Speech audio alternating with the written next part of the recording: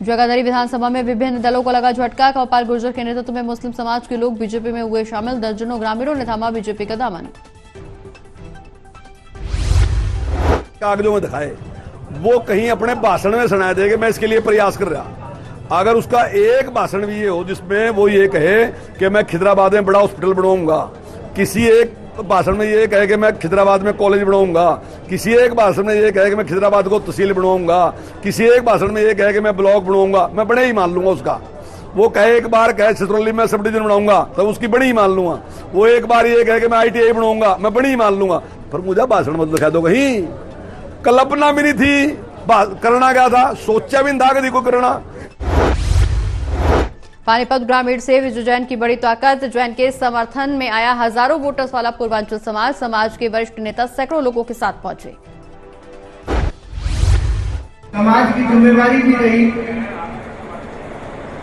लेकिन आज हमने एक ऐसे व्यक्ति को चुना है जो हमारा साथ देने वाला है।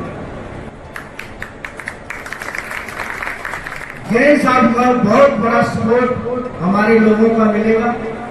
पूर्वांचल समाज को ऐसी स्थिति में खड़ा होना पड़ा, तो मैं तो सबसे पहले भाजपा के वो नेताओं का भी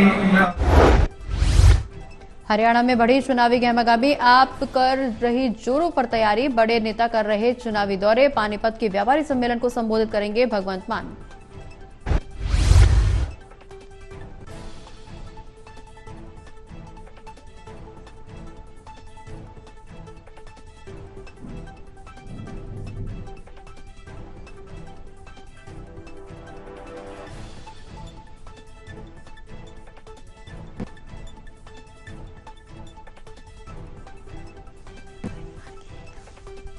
एक रैली को संबोधित करेंगी। इनके साथ साथ पानीपत में पंजाब के मुख्यमंत्री कल पानीपत में आएंगे और व्यापारियों का एक टाउन हॉल करेंगे।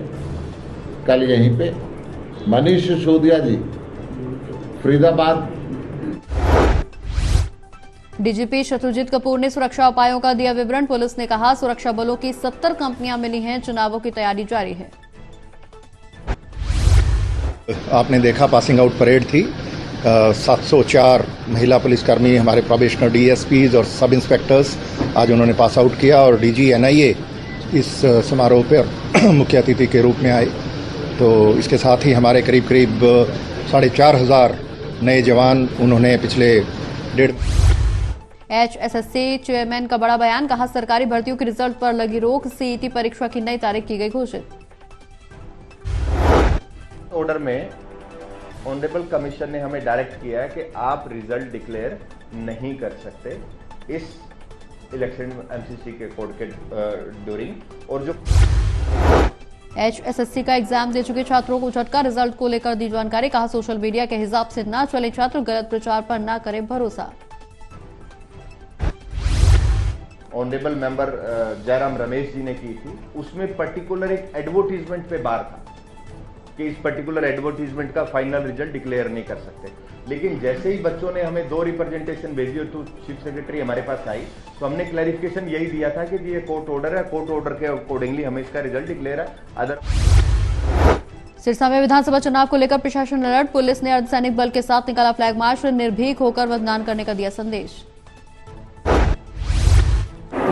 देखिए 1 अक्टूबर को पोलिंग होनी है विधानसभा की, तो इसको जो इलेक्शन है उसको शांतिपूर्ण ढंग से करवाने के लिए गांव-गांव में फ्लैग मार्च किया जा रहा है, ताकि कोई असामाजिक तत्व इलेक्शन में विध्वंस न डाले।